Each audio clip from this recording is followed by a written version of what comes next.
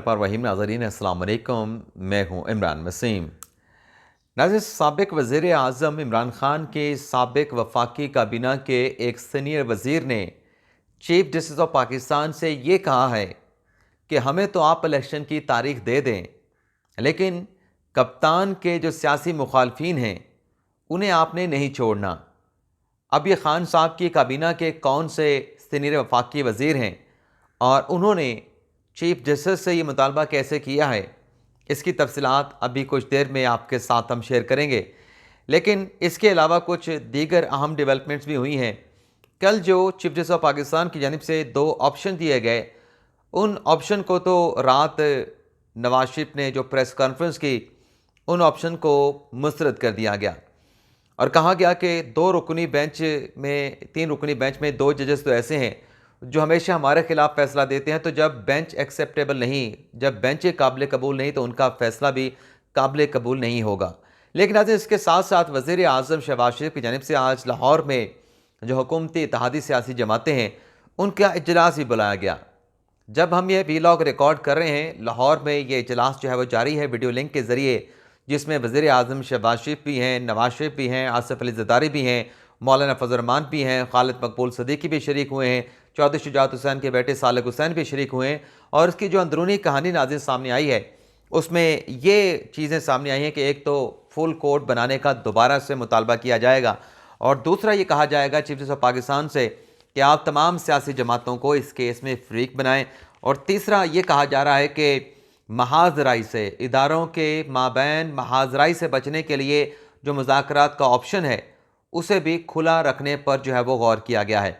तो देखते हैं कि ये इजलास तो लाहौर में जारी है, इस हवाले से फर्दर जो डेवलपमेंट होगी, जो हतमी फैसले सामने आएंगे, वो अगले वीलॉग में आपके साथ हम शेयर करेंगे। लेकिन आज इसके साथ साथ जो आर्टिकल 184(3) में जो चीफ जस्टिस के अख्तियार को रेगुलेट करने के लिए जो पार्लियामेंट से कानून साजी करवाई गई, कौमी असम्बली से बिल मंजूर करवाया गया, सेनेट से मंजूर करवाया गया और सदर मुमलिकत को भेज दिया गया, उस नाजरीन एक्ट के हवाले से, उस मुजवज़ा बिल के हवाले से डेवलपमेंट ये हुई है कि सदर मुमलिकत आरिफ अलवी साहब ने अपनी लीगल टीम से इस मामले के ऊपर जो है वो मुशावरत तलब कर ली है। अच्छा नाज़रीन, आपको ये भी बता दें कि ये जो सुप्रीम कोर्ट में इलेक्शन से मुतल्लिक मुकदमा चल रहा है, इसमें ग़ालिबन हुकूमत के जहन में एक ऑप्शन ये भी है कि ये बिल, ज़ाहिर सी बात है कि सदर साहब के पास 14 दिन है, 14 दिनों में वापस करते हैं तो दोबारा भेज दिया जाएगा, 10 दिन मजीद वो रोक सकते हैं, तो 25 से 26 दिनों में ये कानून जो है वो बन जाएगा। सदर साहब अगर मंजूर ना भी करें तो ऑटोमेटिकली आइन की प्रोविजन के मुताबिक ये कानून बन जाएगा। तो हुकूमत के जहन में एक ऑप्शन ये भी है कि अगर सुप्रीम कोर्ट से फैसला हमारे खिलाफ आ जाता है तो इस सूरत में जो अपील है, अपील का हमें हक जो है इस कानून साजी के ज़रिए मिल जाएगा और फिर जो अपील अदालत में, सुप्रीम कोर्ट में दायर की जाएगी, वो फैसला देने वाला बेंच नहीं सुन पाएगा, बल्कि उससे बड़ा बेंच और इन जजेस से मुख्तलिफ बेंच सुन पाएगा। तो ये ग़ालिबन हुकूमत की सोच हो सकती है कि अगर फैसला आ भी जाए तो उस फैसले के खिलाफ हम सुप्रीम कोर्ट में नए कानून के बाद जो है वो अपील दायर करेंगे तो ये फैसला रिवर्स भी हो सकता है, क्योंकि हुकूमत का मौक़िफ़ ये है कि जो फैसला मिनॉरिटी का है उस पर अमल दरामद का हुकूमत कैसे कह सकती है। इसी के साथ नाज़रीन, जस्टिस काजी फ़ाइसा, जिनका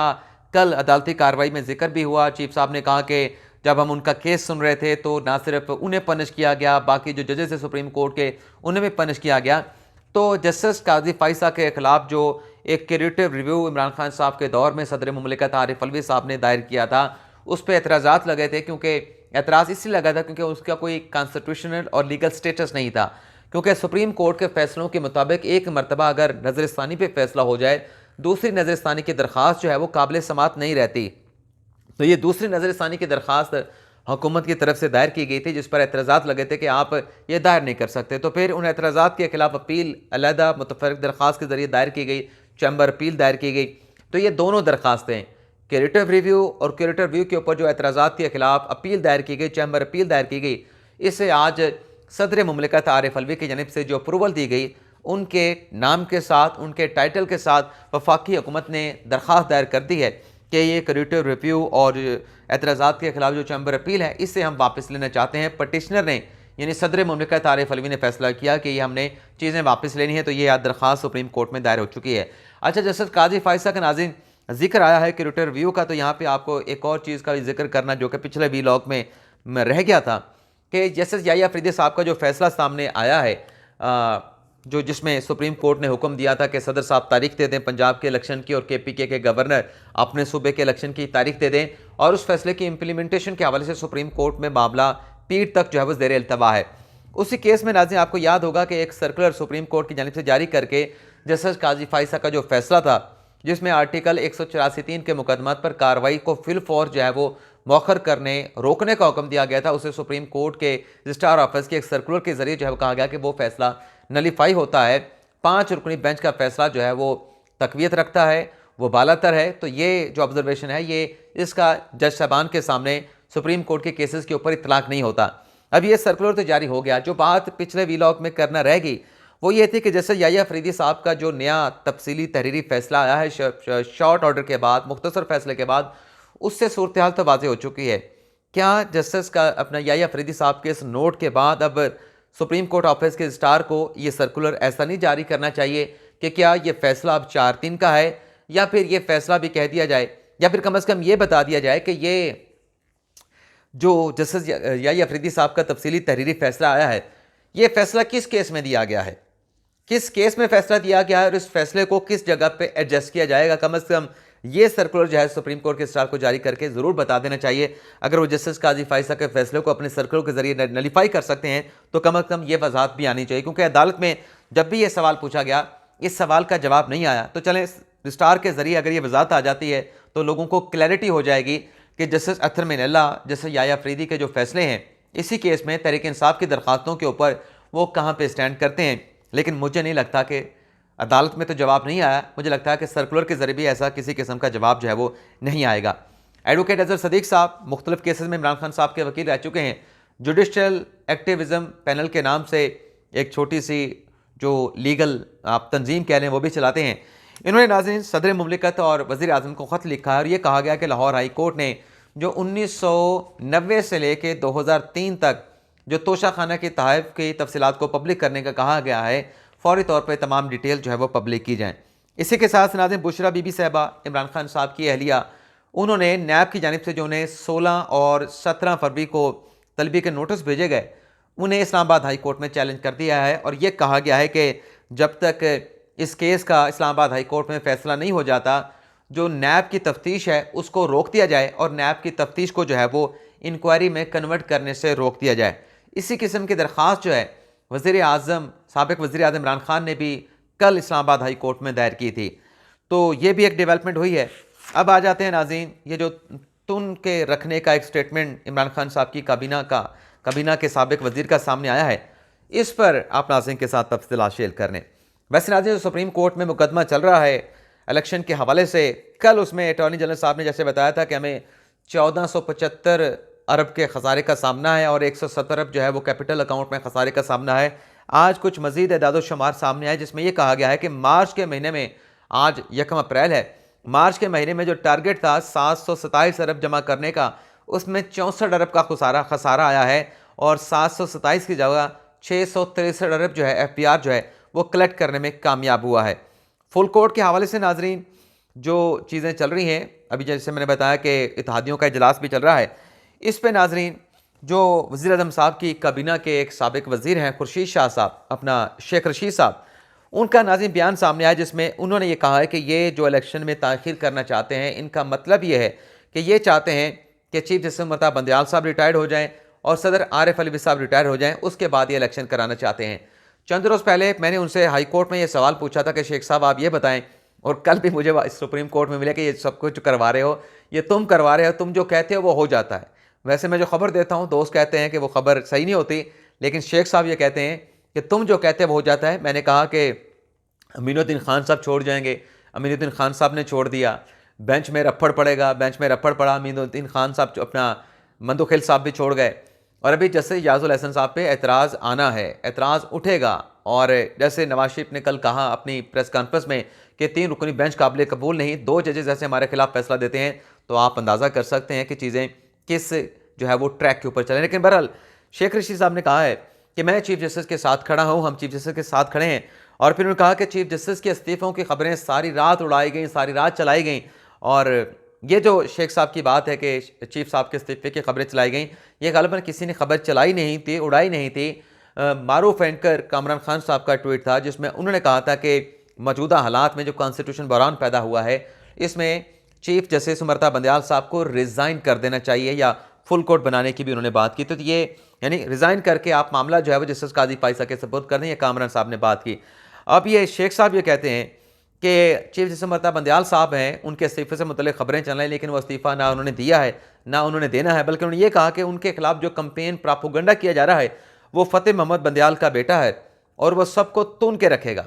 यानी एक साबिक वफाकी वज़ीर मौजूदा चीफ जस्टिस को हलाशेरी दे रहा है, तरगीब दे रहा है कि आपने इलेक्शन के इस केस में तारीख देनी है, हमें आप तारीख दें और आपके ख़िलाफ़ जो बातें की जा रही हैं, जो आपके हमारे सियासी मुखालफीन हैं, जो हुकूमत में वज़ीर बैठे हैं, आपके ख़िलाफ़ जो स्टेटमेंट दे रहे हैं, इदारे से मुतल्लिक़ इख्तिलाफ़ात से मुतल्लिक़ जो बात कर रहे हैं, जो आपसे फुल कोर्ट बनाने की बात कर रहे हैं, उन्हें आपने तुन के रखना है, हमें आपने इलेक्शन की तारीख देनी है। तो ये किस किस्म की बातें इमरान खान साहब की काबीना के साबिक वज़ीर साहब कर रहे हैं। जज साहबान का जो हल्फ है उसमें तो यह है कि आपने आइन को प्रोटेक्ट करना है, आपने आइन को डिफेंड करना है, आपने आइन को प्रिजर्व करना है और अपने जो ओथ है उसकी आपने पासदारी करनी है। तो ओथ में और कॉन्स्टिट्यूशन में कहाँ पे लिखा है कि आपने इमरान खान साहब के सियासी मुखालफिन को तुन के रखना है? ये तो किसी जगह भी नहीं लिखा हुआ, लेकिन शेख साहब ने कह दिया। और शेख साहब का पिछले दिनों स्टेटमेंट भी आया था जिसमें उन्हें कहा था, और वो स्टेटमेंट ये था कि वो काजी फाइसा साहब पे अदम एतमाद का इजहार कर रहे थे, बंदयाल साहब पे एतमाद का इजहार कर रहे थे। वो ये कह रहे थे कि इनकी कोशिश ये है कि 8 अक्टूबर को इलेक्शन करवाया जाए ताकि सदर साहब ना रहें, चीफ साहब ना रहें और ये जस्टिस काजी फाइसा का इंतज़ार कर रहे हैं। तो उस पर ज़ाहिर सी बात है उन्होंने ये भी कहा कि मेरे बंदयाल साहब के जो वालिद साहब हैं उनके साथ करीबी ताल्लुक़ रहा है, मैं उनसे प्लॉट लेता रहा हूँ तालीमी इदारों के बनाने के हवाले से, तालीमी इदारों की तामीरात के हवाले से। तो आज भी उसी किस्म का स्टेटमेंट चीफ साहब को मुतनाज़ा बनाने के हवाले से जब शेख साहब ने दिया है। लेकिन अभी कतई नज़र जो शेख साहब कहने जा रहे हैं, बहरान जो है कॉन्स्टिट्यूशन बहुत ज़्यादा संगीन हो चुका है। इसमें नाज़रीन पीपल्स पार्टी के सीनियर वज़ीर शेख खुर्शीद शाह साहब ने वार्निंग दी है, मुतनबे किया है कि इस सियासी जो बहरान था वो अब कॉन्स्टिट्यूशन बहरान में तब्दील हो चुका है और बहरान का रास्ता जो है अब सिर्फ निकलता है फुल कोर्ट से। उन्होंने कहा कि अगर फुल कोर्ट ना बनाया गया, उन्होंने कहा कि 2 मरतबा फुल कोर्ट, उन्होंने कहा कि बहरान का जो रास्ता है वो फुल कोर्ट है। अगर फुल कोर्ट ना बना तो फिर सबको पछताना पड़ेगा। यानी फुल कोर्ट के बगैर उन्होंने कहा कि सिर्फ पछतावा ही पछतावा है। और फिर उन्होंने कहा कि मैं अपने तजर्बे की बुनियाद पर कहता हूँ कि वक्त बहुत कम है, हल इस बात का ना निकाला गया तो कुछ भी हो सकता है। ये कौन कह रहा है? ये साबिक वफाकी वज़ीर पाकिस्तान पीपल्स पार्टी के रहनुमा और साबिक अपोजिशन लीडर कह रहे हैं कि वक्त कम है, अपने तजर्बे की बुनियाद पे कह रहा हूँ कि इसका हल ना निकाला गया तो कुछ भी हो सकता है। तो ये एक बड़ी अहम उन्होंने बात की है। और जाते जाते नाज़रीन आपको ये भी बता दें कि शहबाज गिल साहब पाकिस्तान तहरीक इंसाफ के रहनुमा हैं, उनके खिलाफ इदारों के खिलाफ बगावत पर उकसाने का एक मुकदमा इस्लामाबाद की मकामी अदालत में दर्ज है और उसमें मामला पहुँचा हुआ है फ़र्द जुर्म आयद करने पर उन पे। और जो TV चैनल के हमारे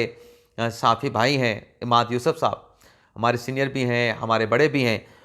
उस केस में नाज़रीन एक मरतबा फिर शहबाज गिल पे जो फ़र्द जुर्म आयद करने का मामला है उसे मौखर कर दिया गया है। और इसलिए मौखर किया गया है कि लाहौर हाई कोर्ट ने शहबाज गिल को बैरून मुल्क जाने की इजाज़त दे दी है और 4 हफ्तों की इजाज़त दी गई है। आज फ़र्द जुर्म की कार्रवाई के हवाले से वो जज साहब के सामने पेश हुए और एक तो उन्होंने जज साहब को सालगिरह की मुबारकबाद पेश की और फिर जज साहब ने उनसे पूछा कि आप तो बाहर जा रहे हैं, तो उन्होंने कहा कि जी बिल्कुल बाहर जा रहे हैं, कि आप कोई मुनासिब वक्त दे दें, कोई लंबी तारीख डाल दें। तो जज साहब ने कहा कि आपने तो 4 हफ्तों की ज़मानत मतलब बाहर जाने की इजाज़त लाहौर हाई कोर्ट से आपने ले ली है, तो आपने कोई ज़्यादा दूर तो नहीं जाना। तो